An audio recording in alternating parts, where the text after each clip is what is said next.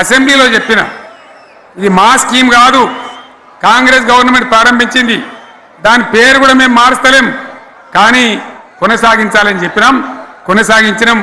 అది మీ అందరికి తెలుసు. ఇలా వీళ్ళు కేసీఆర్ ఆనవాళ్ళు లేకుండా చేస్తాం, కేసీఆర్ ముచ్చట లేకుండా చేస్తారా? ఇవాళ మనం కూడా సభ పెట్టుకుంటే ఎన్ని అడ్డంకులు దానికి.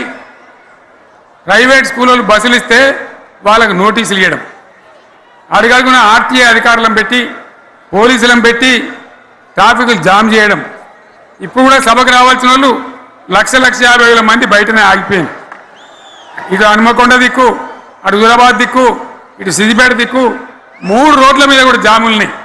నేను అడిగిన నాయకులు ఏంది అంటే ఇబ్బంది అవుతుంది సార్, రానిత్తలేరు, మధ్యలో ఇబ్బందులు కలిగిస్తున్నారు, కొన్ని లారీలు తెచ్చి అడ్డం పెట్టాను పనికిమాలని అని చెప్పి జామ్ అయిపోయి అక్కడనే ఆగిపోయింది.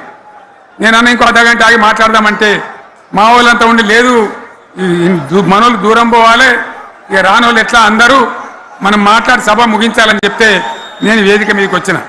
ఇన్ని అడ్డంకులు ఇంత కడుపు ఆపుతారా? బీఆర్ఎస్ సభలను ఆపుతారా? ఈ ప్రపంచనాన్ని ఎవడాపుతాడు? ఆగబడితే ఆగుతుందా?